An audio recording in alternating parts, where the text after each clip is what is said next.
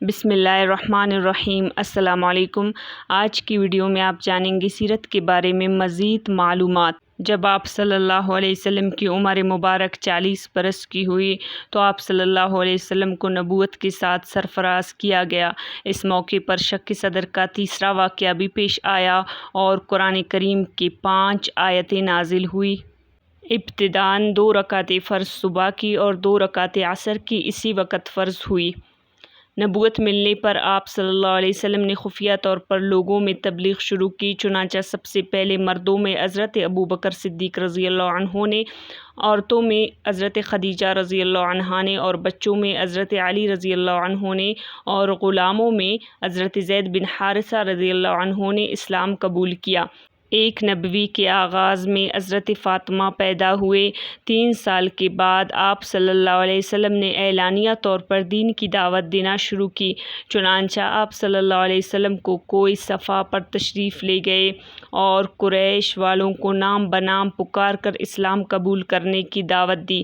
کفار مکہ نے اسلام کی پھیلتی ہوئی دعوت اور مسلمانوں کی تعداد میں روز بروز ہونے والے اضافے کو روکنے کی کوشش شروع کر دی اور مسلمانوں کی ایذا رسانی میں کوئی کسر نہ چھوڑی۔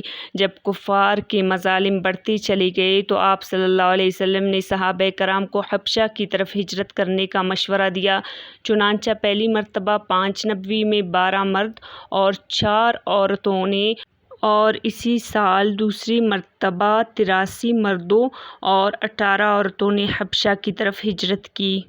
یکم محرم الحرام 7 نبوی کو قریش نے بنی عبد المطلب اور بنی ہاشم سے مقاطعہ اقتصادی بائیکاٹ کیا اور ایک پہاڑی کے گھاٹی میں آپ صلی اللہ علیہ وسلم اور آپ کے رفقا نیز ابو لہب کے سوا باقی تمام بنی ہاشم کو مقید یعنی قید کیا گیا۔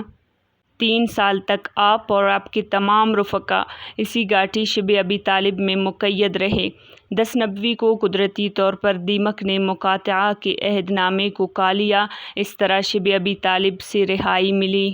10 نبوی ہی میں شبہ ابی طالب سے رہائی کے کچھ عرصہ بعد آپ صلی اللہ علیہ وسلم کے چچا ابو طالب کا انتقال ہو گیا۔ اس کے 3 دن بعد آپ کی زوجہ محترمہ حضرت خدیجہ رضی اللہ عنہا کا بھی انتقال ہو گیا۔ اس سال کو عام الحزن کے نام سے یاد کیا جاتا ہے۔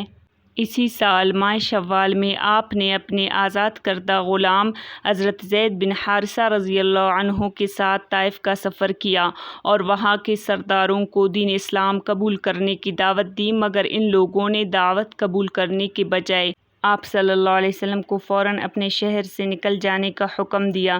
جب آپ صلی اللہ علیہ وسلم طائف سے واپس تشریف لائے تو بچوں کی تربیت اور پرورش اور تبلیغ اسلام میں رکاوٹ پیدا ہونے لگی، چنانچہ آپ صلی اللہ علیہ وسلم نے خانہ داری انتظامات کی خاطر اسی سال حضرت سودا سے نکاح فرمایا۔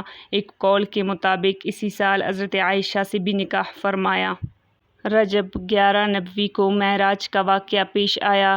شق صدر کا 4تھا واقعہ بھی پیش آیا اور 5 نمازیں فرض ہوئیں۔ ایک قول کے مطابق شوال 11 نبوی کو حضرت عائشہ رضی اللہ عنہا سے نکاح فرمایا۔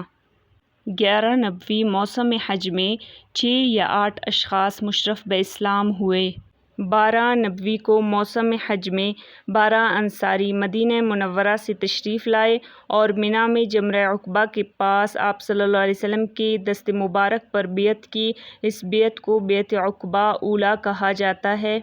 13 نبوی کو حج کے موقع پر 73 مرد اور 2 عورتیں مدینہ منورہ سے مکہ مکرمہ آئیں اور عقبہ میں آپ صلی اللہ علیہ وسلم کے دست مبارک پر بیعت کی۔ اسے بیعت عقبہ ثانیہ کہا جاتا ہے۔